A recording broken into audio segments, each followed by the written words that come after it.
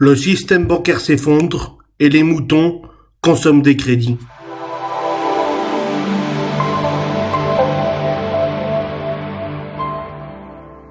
Bonjour, nous sommes lundi 21/10/2019. On commence avec un article du Figaro qui nous annonce qu'une banque sur 3 serait menacée de disparition dans le monde. C'est le verdict sans appel prononcé par McKinsey dans une étude dévoilée ce lundi par les Échos. Le cabinet de conseil qui s'est penché sur la situation de 1000 banques dans le monde estime plus précisément que 354 établissements sont menacés de disparition en cas de retournement de conjoncture.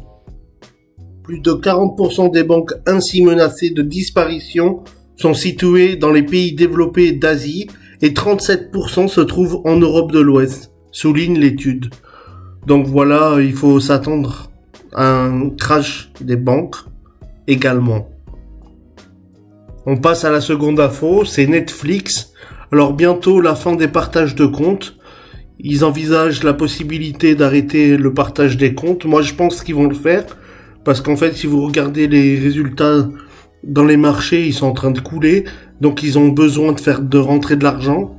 Donc ils vont faire des abonnements individuels pour chacun d'entre nous. Donc fini le partage et la gratuité entre amis. Et on passe à la dernière info du jour.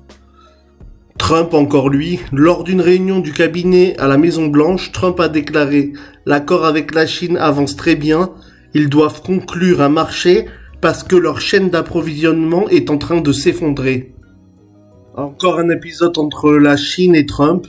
Encore une fois, on nous fait croire qu'il va arriver un accord. Ça fait bientôt 2 ans qu'il nous promet l'accord et il n'y a rien.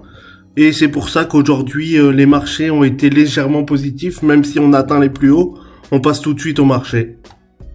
Donc voilà, nous voici sur les graphes, juste un petit aperçu, on arrive sur les plus hauts, encore une journée positive suite à l'annonce de Trump, je pense, avec la Chine. Donc là, vous voyez le SP500, on arrive au plus haut, donc ça m'étonnerait qu'on casse vers le haut, mais je pense que c'est peut-être possible.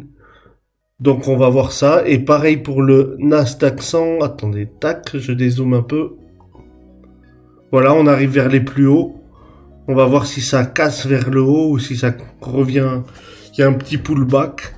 Mais je pense qu'on est quand même dans un marché haussier. Donc on va voir cette semaine ce qui va se passer, c'est une consolidation je pense. On verra bien. Donc sur ce, je vous dis bonne soirée à tous et à très vite.